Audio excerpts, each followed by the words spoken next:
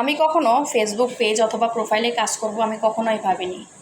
আমি আমার জীবনের এমন একটা কঠিন পরিস্থিতিতে পড়েছিলাম যখন আমি আমার প্রোফাইল ছিল, আমার প্রোফাইলে একটা পেজ ক্রিয়েট করা ছিল যেটা দুষ্টমির ছলে আমি করেছিলাম। আর সেই দুষ্টমির ছলে আমি নাম দিয়েছিলাম মানে জান্নাত, আমার বড় মেয়ের নাম, হুমায়রা ভার্সেস তার মাম্মি, এরকম একটা নাম দিয়ে আমি যে ভিডিও বা কন্টেন্ট তৈরি করব সেই উদ্দেশ্যে কখনোই কিন্তু আমি আমার পেজটা খুলি নাই। কিন্তু জীবনে এমন একটা পরিস্থিতির শিকার হই আমি, খুব অভাবের মধ্যে আমাদের সময়টা গিয়েছিল।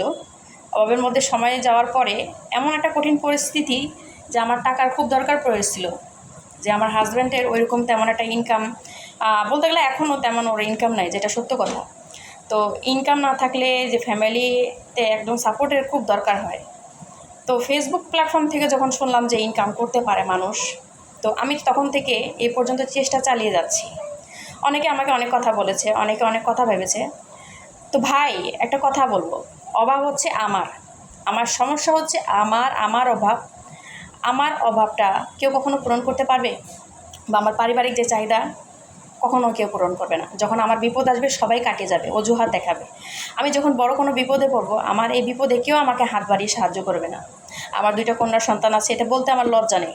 আমার হাজব্যান্ডের আয় একদম নেই যে তা বলবো না, আয়ের চেয়ে তার ব্যয়ের পরিমাণটা খুব বেশি। মানে আমরা যে বাসা ভাড়া থাকি বা বাসা ভাড়া দেই, তো একজন স্ত্রী হিসেবে অনেকে বলতে পারে, কন্টেন্ট ক্রিয়েটর হিসেবে বউ ব্যবসায়ী অনেকে বলে।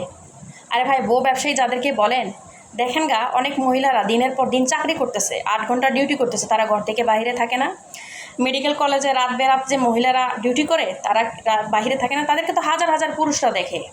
তো একজন ঘরে বসে একজন নারী যদি ভালো কন্টেন্ট বানিয়ে যদি 2 টাকা ইনকাম করতে পারে, তাহলে কেন করবে না? আমি মনে করি ওই চাকরির থেকে এটা অনেক বেটার।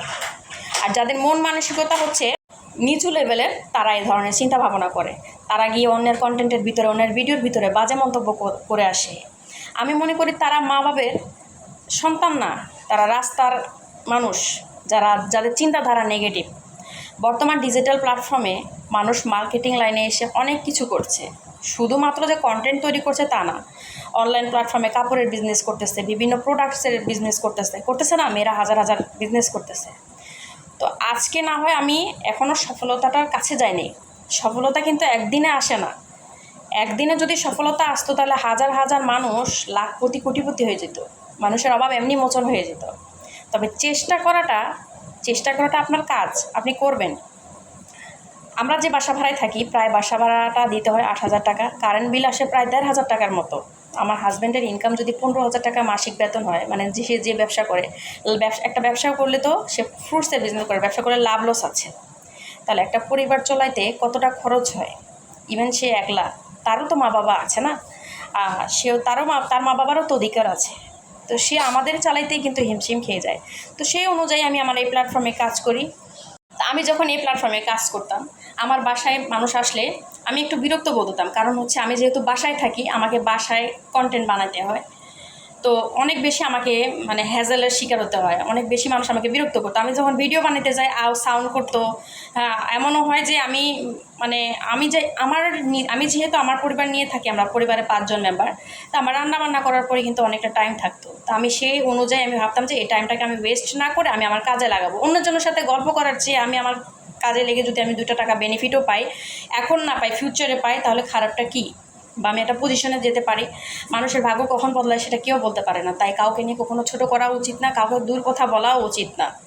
আমি যেটা করছি এটা আমি আমার পরিবারের জন্য স্যাক্রিফাইস করছি, আমি আমার সন্তানদের জন্য স্যাক্রিফাইস করছি, ইভেন আমি আমার হাজব্যান্ডের অভাবটা মোচন করার জন্য চেষ্টা করতেছি।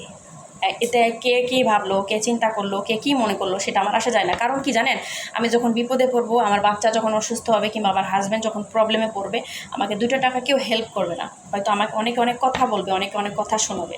আর একটা মানুষ সবসময় একরকম থাকে না, মানুষের মধ্যে পরিবর্তন আসে, মানুষ বদলায়, মানুষ সবসময় একরকম থাকে না। তো অনেকে অনেক কথা বলবে। তো আসলে আমার আরও প্রোফাইল আছে যেখানে আমি আমার নিজের কন্টেন্ট তৈরি করি, এখানে আমি ডুয়েট কন্টেন্ট করার চেষ্টা করতেছি, দেখি এখান থেকে মনিটাইজেশন পাওয়া যায় কিনা। অলরেডি আমার মনিটাইজেশনটা চালু হয়েছে, মানে স্টার সেটআপটা চালু হয়েছে। বাকি কন্টেন্ট মনিটাইজেশন যদি দেয় তাহলে আমি ভাববো যে না, রিয়াকশন ভিডিও করেও কিন্তু ইনকাম করা যায়। তো রিয়াকশন ভিডিওর কিছু নিয়ম আছে, এটা ভালো এডিটিং জানলে, ভালোভাবে যদি এডিটিং জানেন, তাহলে কখনোই কপিরাইট আসবে না। একটা এডিটিংয়ের ব্যাপার আছে।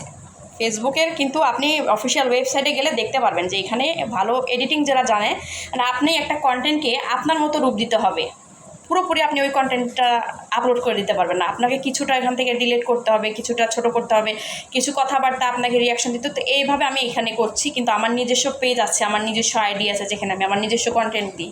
তো সবাই ভালো থাকবেন, বড় যেহেতু একটা লং ভিডিও দিতে হয় তাই আমি আমার লাইফের কিছু অংশটা শেয়ার করলাম। সবাই ভালো থাকবেন, আমার ভিডিওটা যদি ভালো লেগে থাকে অবশ্যই আমার আইডিটাতে ফলো দিয়ে দিবেন এবং আমার ভিডিও যদি ভালো লাগে অবশ্যই শেয়ার করে দিবেন। আল্লাহ হাফেজ, আসসালামু আলাইকুম।